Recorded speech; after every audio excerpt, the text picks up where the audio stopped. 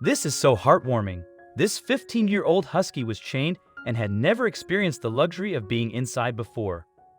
Emergency responders rushed over to a demolition site in Philadelphia after the roof collapsed on a broken-down home, but when they got there, they found the dog waiting patiently for their arrival. Pennsylvania is one of the latest states to pass Libra's law, a regulation passed last year that bans keeping a dog chained outside for more than 9 hours. The law also prohibits dogs from being chained if it's near freezing outside, at which point they are only allowed to be left out for as long as it doesn't exceed 4 to 5 minutes. Dogs shouldn't be chained up in areas with waste. The owners of this poor husky were breaking all the rules. He was freezing outside and the ground was covered in snow and the dog's own pee and feces. The only shelter he had was a car roof turned doghouse. Rescue workers from the Hillside SPCA, an animal welfare organization and shelter, arrived as soon as they could. When they explained to the owners that they were breaking the law, the owners surrendered the dog named Cloud to them. When we met Cloud, we were in shock at his condition, assistant shelter manager Tricia Moyer shared. He was a broken, sad shell of a dog, his fur thickly matted. He had a large mass on his hind end and he was very thin. The rescue team got Cloud checked by a vet. They found that the mass on his back end was a tumor. Based on Cloud's age, surgery was not a safe option. The vet also found that Cloud was deaf. Cloud also wasn't coping well with the shelter environment. He needed to be with the family. Tricia Moyer got in touch with Alina Garrett, co-chair of Senior Dog Haven and Hospice, to see if she could foster Cloud. Tricia was pretty upset, Alina shared.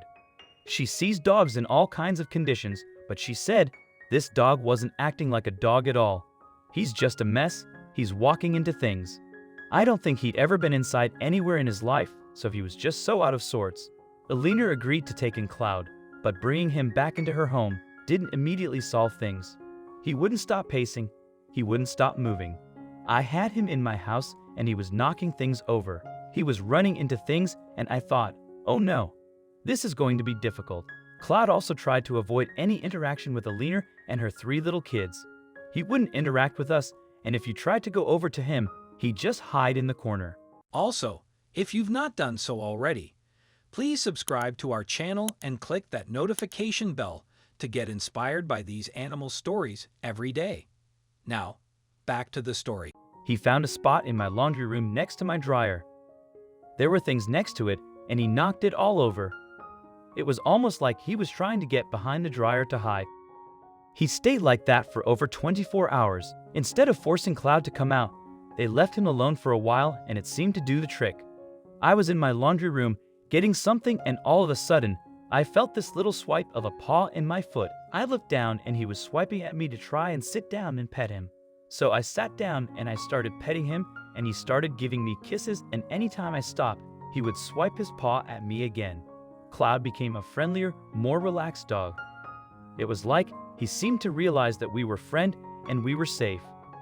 Every day from that point, he just got better and better and better.